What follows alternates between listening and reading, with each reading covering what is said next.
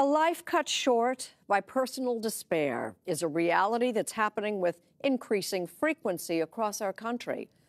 And the news of 2 celebrity suicides this past week only hints at the dimensions of this public health crisis. Our cover story is reported by Tony DeCopel. She was the woman behind the handbags, her name a byword for elegance, while he was proudly inelegant, a New York chef whose TV shows turn food into adventure. But this past week, Kate Spade and Anthony Bourdain, so different in life, shared something in death. Both took their own lives. Spade at home in Manhattan, Bourdain in a hotel in France, by themselves, but far from alone. Can you relate to Yeah, of course. Kate Spade and Anthony Bourdain? I would say anyone who has either died by suicide or attempted suicide, I can relate to. How come? Because I know what it's like to be that desperate and to feel like you don't have any other options, to feel like, you know, every breath is an effort. And when she was 19, Caitlin Coleman, after years of deepening depression, attempted suicide. This week, she reacted to the news about Spade and Bourdain with sadness, but not shock. Unlike many Americans, she knew wealth or even fame won't protect a person from despair. none of us know these people. Everybody has a public persona. And so when you have quotes from these people's families and friends saying, I never saw it coming. They probably didn't, because they didn't want you to see it coming. And so what we are left with are questions. How could two people with so much have nothing to live for? What becomes of their children? And most important, perhaps, what could anyone have done to stop it? In these situations, I can't pretend to know. Last year, Mike Shinoda of the genre-bending band Linkin Park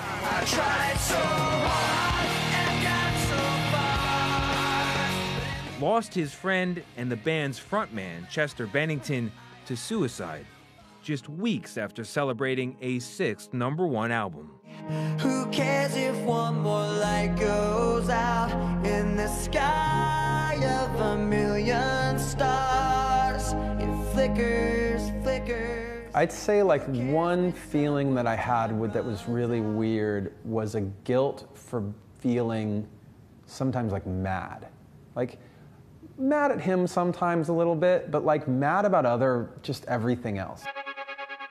He says he's left with a tangle of emotions. It's just chaos. It's 1 minute you're happy, 1 minute you're sad, 1 minute you're angry, and so on. Next week, Shinoda has a new album, Post-Traumatic, made while mourning Bennington.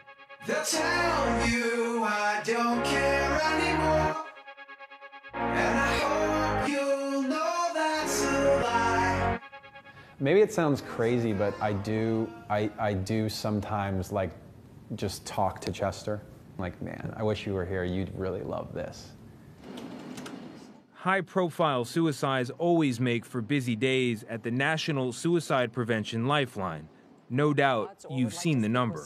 The suicide prevention lifeline number is 1-800-273-8255. We have about 12.5 million people with suicidal ideation every year. Which means they're thinking about it. Yeah, and we answered about 2 million calls last year. So that's a lot of calls, but we still have a lot more people to reach. John Draper is executive director. How often do the callers in this room save a life? Probably right now. Every day? Every day, and arguably every minute. If you think you're worried about somebody and you think something might be going on, you don't know how bad it is, ask them directly, are you thinking about suicide? We found from research that asking that question doesn't scare people. They feel relief. What perhaps should scare people is this. Suicide now takes more lives annually than car accidents and twice as many as murder. And it's on the rise, up 25% since 1999. In half the country, the spike is more than 30%. If you were a heart doctor and a report from the CDC came out that showed a 30% increase in deaths by heart attack, it's ridiculous. I mean, how do you feel when you get these numbers? Hey, I live with it every day. It's appalling. And everybody goes, oh my goodness, what's happening? Why is this? It's apparent why. It's because our country has a dysfunctional and inadequate health care policy, and particularly when it comes to mental health care. Dr. Jeffrey Lieberman is chair of the psychiatry department at Columbia University and New York Presbyterian Hospital.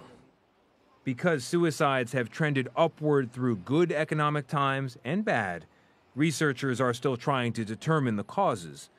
But some factors are constants. Suicide does not happen spontaneously, abruptly, out of the blue. 90% of individuals who commit suicide have a pre-existing mental disorder, whether it's diagnosed and treated or not.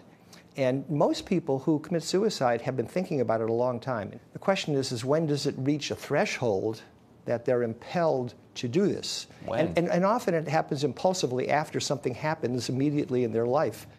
The largest spike in suicides is among people 45 to 64, like Anthony Bourdain, and among women, like Kate Spade. The suicide rate for white middle-aged women has leapt 80% since 1999. The gender gap between men and women in suicide is diminishing because the gender gap in all areas of our life, in a good way, is diminishing. But Dr. Lieberman says there is reason for optimism. We're better today at predicting and preventing suicide than we were 10, 20 years ago. Oh, absolutely. We are better today than we ever were in human history. Death should not be an outcome of mental illness. And zero suicide is an absolutely achievable goal. Now is awesome. Today, at 35, Caitlin Coleman says she's happy, excited by her life, and clear about what suicide is and is not. Suicide is easy. No.